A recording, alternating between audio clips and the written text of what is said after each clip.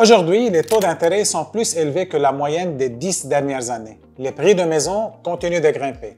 Et beaucoup se demandent, est-ce que ça vaut encore la peine d'investir dans l'immobilier? Je vais être honnête avec vous, l'immobilier a complètement changé ma vie et celle de beaucoup de nos clients. Mais si je devais repartir à zéro aujourd'hui, dans le marché actuel, je ne pourrais pas juste refaire exactement ce que j'ai fait il y a 10 ou 15 ans. Les règles de jeu ont changé. Alors, dans cette vidéo, je vais vous montrer étape par étape comment je m'y prendrais si je devais recommencer à investir en partant de rien. La première chose à s'assurer, c'est stabiliser ses finances. Avant même de chercher un immeuble, je vérifie que mes finances sont solides. Pas de dette à intérêt élevé, un bon coussin d'épargne et surtout un dossier de crédit en ordre. Parce que dans ce marché, un bon taux d'intérêt fait une bonne énorme différence sur les paiements. Par exemple, sur un immeuble de 500 000, une mise de fonds de 20 % c'est 100 000 $. Ajoutez sur ça les frais de notaire, l'inspection et parfois les rénovations. Donc, si vous n'êtes pas prêt financièrement, ça va passer à côté. Mais pour commencer, vous pouvez dire que 100 000 d'épargne et d'économie, c'est peut-être beaucoup pour toi. Je viens de commencer enfin. Pas de problème, tu peux commencer avec seulement 5 % mise de fonds, donc 25 000 $ seulement. Et encore, si tu n'as même pas ça, il y a des solutions. Reste avec moi jusqu'à la fin, je vais te donner plusieurs solutions pour ça. Deuxième point important à vérifier, c'est comprendre les règles de jeu. Une fois que cette base est posée, je prends le temps de comprendre le terrain.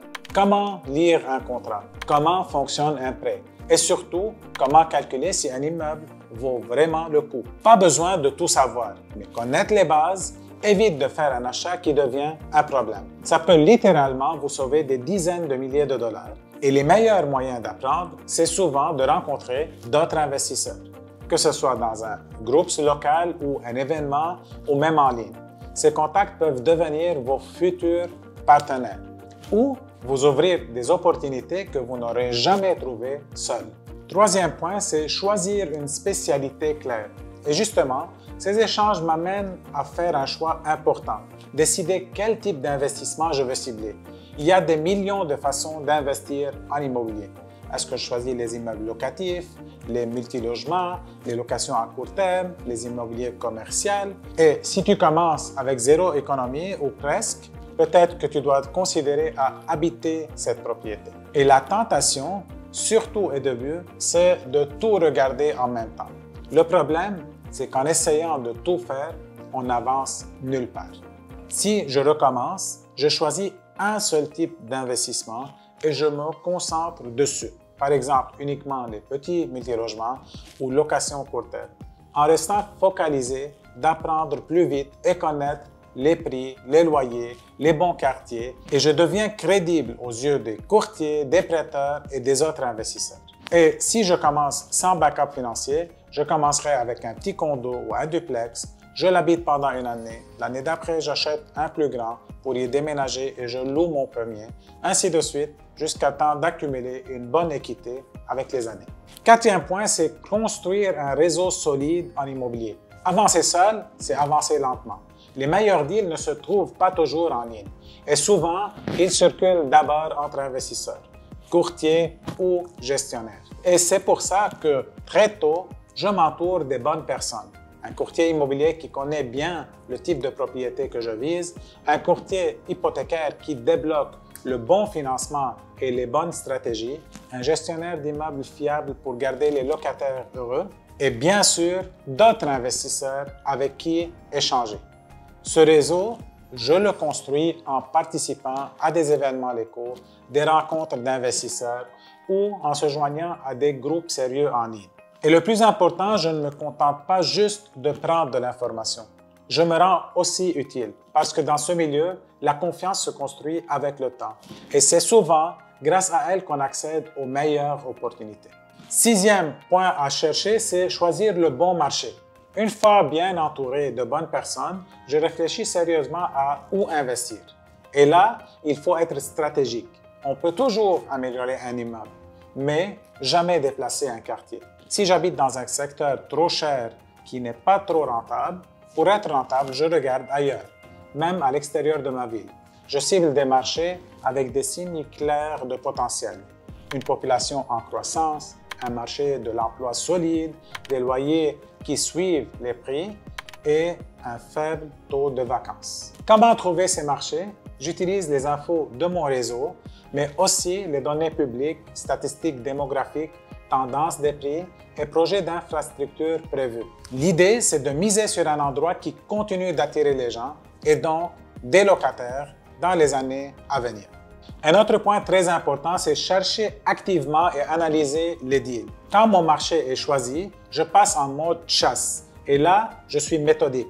J'analyse toutes les propriétés qui rentrent dans mes critères, même si elles ne sont pas parfaites au premier coup d'œil. Je regarde les revenus réels, pas juste ce qui est affiché, les dépenses fixes et variables, les travaux nécessaires et surtout le cash flow net après toutes les charges. Mon objectif est simple.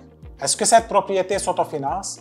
Ou mieux, génère-t-elle un revenu positif dès le départ? Je garde une seule règle en tête. Le deal parfait n'existe pas. Dans un marché compétitif, si vous attendez l'opportunité 10 sur 10, elle sera déjà partie. Parfois, un bon deal, c'est un 7 sur 10, mais bien géré devient 9 sur 10 dans quelques années. Une fois que tu es rendu propriétaire, là, on ajoute un point très important, c'est bien gérer et créer de la valeur.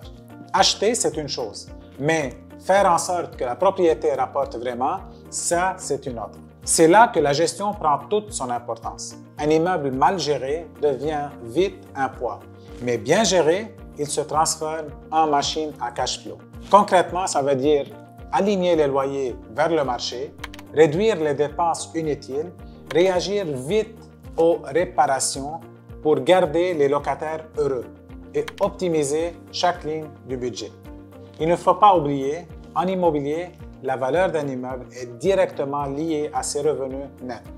Chaque dollar supplémentaire généré grâce à une bonne gestion augmente aussi la valeur de votre bien. C'est littéralement de l'argent que vous créez à partir de ce que vous possédez déjà. Et là, on arrive au dernier point qui est encore très important, c'est réinvestir et penser long terme. Une fois le bien est optimisé, il ne s'agit pas juste de profiter des revenus, mais de les utiliser pour bâtir plus grand. C'est là que la stratégie de réinvestissement ou refinancement entre en jeu. Avec un immeuble bien géré et qui a pris de la valeur, je peux refinancer pour récupérer une partie de l'équité sans vendre et réutiliser cet argent pour acheter une nouvelle propriété. C'est ce qu'on appelle faire travailler votre argent deux fois. La première fois quand l'immeuble génère des revenus et la deuxième fois quand sa valeur permet d'en acheter un autre. Et plus on répète ce cycle, acheter, optimiser, refinancer et racheter, plus votre portefeuille grossit vite. C'est exactement comme ça que les investisseurs passent d'un seul immeuble à un véritable empire. En conclusion, alors oui, aujourd'hui le marché est exigeant, les taux sont élevés, la compétition est forte et les erreurs coûtent cher, mais ça ne veut pas dire que les portes sont fermées. Ça veut juste dire qu'il faut être plus stratégique, mieux préparé et plus patient. Chaque investisseur que vous voyez réussir aujourd'hui est déjà passé par un point de départ, souvent sans plus d'avantages que vous. La différence, c'est qu'ils ont commencé, qu'ils ont appris en cours de route et qu'ils ont persévéré même quand c'était difficile. Si vous mettez en place des bonnes bases, que vous entourez de bonnes personnes et que vous avancez étape par étape, vous pouvez bâtir quelque chose de solide.